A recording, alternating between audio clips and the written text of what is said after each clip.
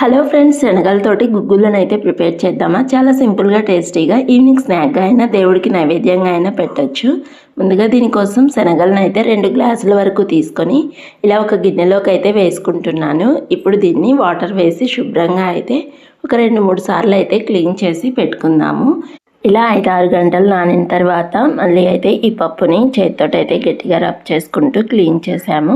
ఇలా ఒక 5-6 టైమ్స్ అయితే వాటర్ తోటి క్లీన్ చేసుకున్న తర్వాత కుక్కర్లో వేసుకునేసి ఈ శనగల్ని అలాగే కొద్దిగా వాటర్ని కూడా యాడ్ చేసుకునేసి మనము ఒక 5-6 విజిల్స్ వచ్చేంత వరకు ఉడికించుకోవాలి. అలాగే కొద్దిగా ఉప్పును కూడా యాడ్ చేసుకొని విజిల్స్ అయితే రానిచ్చాము.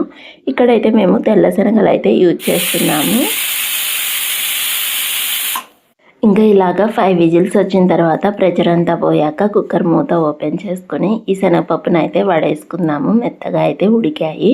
ఇప్పుడు స్టవ్ వెలిగించుకొని బాండి పెట్టుకొని కొద్దిగా ఆయిల్ వేసుకొని దీనిలోకి మినప్పప్పుని అలాగే ఆవాలు, జీలకర్ర, ఇంకా ఉల్లిపాయ ముక్కలు, పచ్చిమిర్చి ముక్కలు యాడ్ చేసుకునేసి మంటను లో ఫ్లేమ్లో పెట్టుకొని ఒక 4 మినిట్స్ అయితే ఫ్రై చేసుకున్న తర్వాత కొద్దిగా కరివేపాకును కూడా యాడ్ చేసుకొని మనం ఉడకబెట్టిన శనగపప్పును అయితే యాడ్ చేస్తే మనకు శనగబ్యాళ్ళ గుగ్గుళ్ళు అయితే రెడీ అయిపోతాయి. చాలా సింపుల్ అండ్ టేస్టీ కదా. మరి వీడియో నచ్చితే please like, share and subscribe to our channel.